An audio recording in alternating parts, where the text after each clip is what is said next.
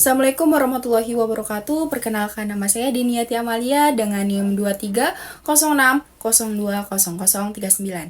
Sebelumnya saya ingin berterima kasih kepada dosen pengampu saya, yaitu Ibu Ferawati Fajrin, SPD MPD, selaku dosen pengampu mata kuliah Bahasa Indonesia. Sebelumnya, saya di sini ingin mempresentasikan kerangka proposal penelitian saya dengan judul Pengaruh Transaksi Ekonomi Digital dan Kepatuhan Wajib Pajak terhadap Pembayaran Pajak Bumi dan Bangunan di Kota Tangerang. Yang pertama, memasuki latar belakang dari penelitian ini. Di era globalisasi saat ini, kita telah memasuki masa globalisasi yang telah memengaruhi berbagai aspek kehidupan masyarakat dalam pemanfaatan teknologi informasi. Adanya peningkatan sistem pembayaran digital yang disebabkan oleh berkembangnya sistem informasi. Lalu, akun Instagram Bapenda Tangerang Kota menginformasikan bahwa pemerintah Kota Tangerang melalui Badan Pendapatan Daerah atau Bapenda telah meluncurkan metode pembayaran digital dengan memanfaatkan QRIS. Para wajib pajak yang ingin menyetorkan PBB cukup melakukan pemindaian kode QR dengan aplikasi pembayaran elektronik seperti OVO, Dana, Link Aja, GoPay, dan aplikasi sejenis lainnya. Lalu, berdasarkan tabel informasi di sebelah sini, pendapatan dari pajak bumi dan bangunan meningkat sebesar 5% untuk tahun 2024 dan tahun 2025. Selanjutnya ada rumusan masalah dari penelitian kali ini. Yang pertama, seberapa besar pengaruh kepatuhan para wajib pajak digital terhadap pendapatan pajak di Kota Tangerang? Yang kedua, apa saja sih tantangan yang muncul dalam proses pengumpulan pajak dari sektor ekonomi digital? Lalu selanjutnya ada tujuan penelitian. Yang pertama, untuk memahami bagaimana tingkat kepatuhan wajib pajak digital berpengaruh terhadap pelaksanaan pemungutan pajak di Kota Tangerang.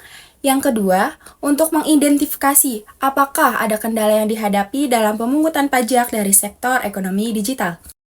Selanjutnya ada landasan teori. Di sini penulis menggunakan teori atribusi, di mana teori atribusi yang diuraikan oleh Robbins pada tahun 2001 mengungkapkan bahwa saat seseorang menyaksikan perilaku orang lain, mereka berusaha untuk menentukan apakah perilaku tersebut dipicu oleh faktor eksternal ataupun internal. Adapun isi landasan teori tersebut, yang pertama transaksi ekonomi digital, terdapat beberapa alat pembayaran non-tunai yang ada saat ini mencakup yang berbasis kertas itu ada cek atau bilet giro, lalu ada kartu kredit ataupun kartu debit, dan yang terakhir itu elektronik atau e-cash. Lalu yang kedua ada pajak bumi dan bangunan, di mana pajak bumi dan bangunan atau PBB adalah jenis pajak yang dikenakan atas kepemilikan atau pemanfaatan tanah atau bangunan. Lalu berdasarkan Undang-Undang Nomor 28 Tahun 2009 mengenai pajak daerah dan retribusi daerah, PBB dulunya merupakan pajak yang dikelola oleh pemerintah pusat. Tetapi kini hak pengelolaannya telah diserahkan kepada pemerintah daerah, dengan sebagian besar pendapatannya digunakan untuk kepentingan daerah. Lalu yang ketiga ada kepatuhan pajak. Di sini kepatuhan pajak merupakan aspek krusial dalam sistem perpajakan yang bertujuan untuk memastikan bahwa individu atau badan usaha memenuhi kewajiban pajaknya dengan benar. Lalu ada hipotesis. Sebelumnya, menurut Sugiono pada tahun 2015, hipotesis merupakan sebuah perkiraan sementara yang dibuat untuk menjawab pertanyaan dalam penelitian yang masih perlu diuji kebenarannya melalui pengumpulan serta analisis data. Adapun hipotesis dalam penelitian ini, yang pertama ada HO1, di mana tidak terdapat pengaruh dari transaksi ekonomi digital terhadap pembayaran pajak bumi dan bangunan. Lalu ada HA1, terdapat pengaruh dari transaksi ekonomi digital terhadap pembayaran pajak bumi dan bangunan. Lalu ada HO2, di sini tidak terdapat pengaruh dari kepatuhan wajib pajak terhadap pembayaran pajak bumi dan bangunan.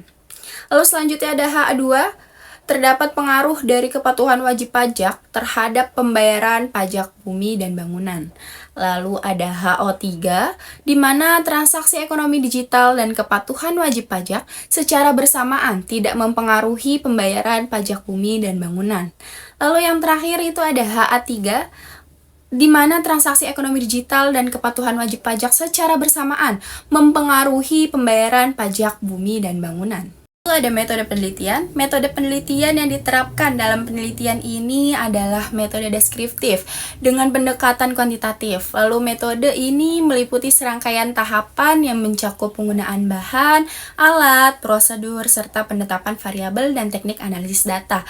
Penelitian deskriptif bertujuan untuk menyajikan deskripsi yang sistematis, nyata, dan akurat mengenai fakta atau fenomena yang terjadi di kelompok atau lokasi tertentu. Dengan kata lain, penelitian ini tidak berfokus pada pengujian hipotesis yang mendalam, melainkan lebih kepada penggambaran fenomena sebagai adanya. Metode deskriptif kuantitatif digunakan untuk menampilkan gambaran yang objektif tentang suatu kondisi atau situasi berdasarkan data yang dapat diukur dan dianalisis secara statistik. Selanjutnya teknik pengumpulan data. Adapun metode yang digunakan yaitu metode pengumpulan data sekunder, di mana jika pengumpulan data primer itu tidak mungkin karena data sekunder biasanya digunakan sebagai pelengkap atau alternatif. Lalu teknik ini tuh sangat efisien dalam hal waktu dan biaya.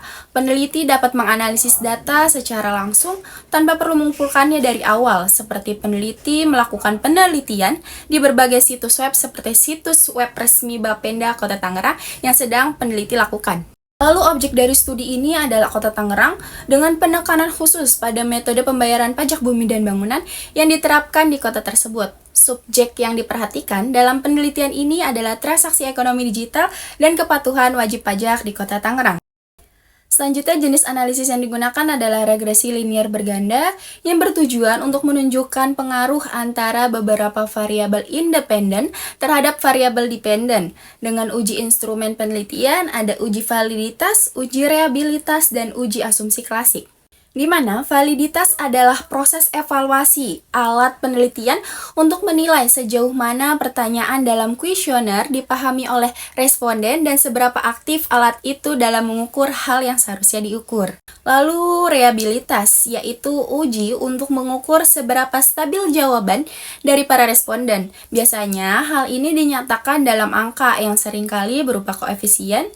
Semakin besar nilai koefisien tersebut, semakin stabil jawaban yang diberikan responden. Lalu yang terakhir itu ada uji asumsi klasik. Terdapat uji normalitas, uji multikoleniaritas, dan uji heteroskedastisitas.